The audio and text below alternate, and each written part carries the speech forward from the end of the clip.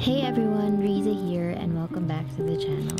Part of my quarantine checklist is to declutter my entire house. I'm doing it part by part para hindi overwhelming, and today, join me as I declutter the apps on my phone. I just finished filming a couple of videos and right now I wanna declutter my phone. My phone has been with me for maybe 1.5 years already. I'm not really sure about that.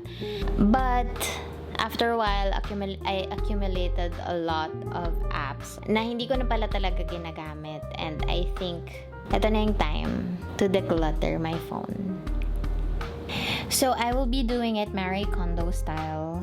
Ilalabas ko muna lahat ng apps sa, ano bang tawag dito? Folders, drawers, app drawers. I'm not really sure. Can you tell me on the comments down below?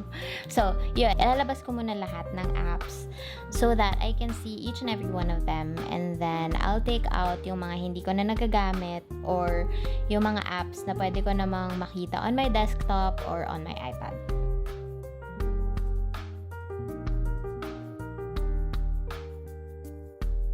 So, this is how it currently looks like. And now, let's go ahead and delete the apps that I don't use. Tinatanggal ko din dito yung mga shopping apps para hindi na ako matempt bumili ng bumili.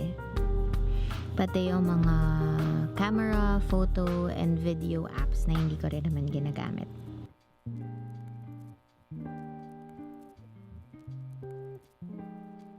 I'm also taking out the games kasi nagagawa ko naman siya sa iPad.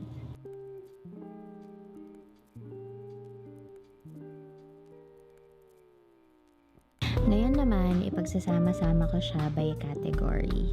First category is productivity. So, dyan lahat ng mga pang-work and pang-business.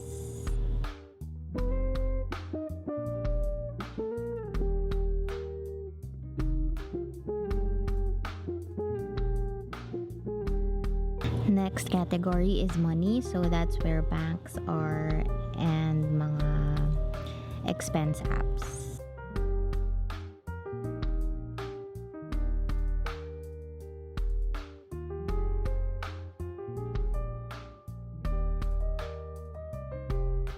Sunod naman is courier and shops na sobrang kailangan ko talaga.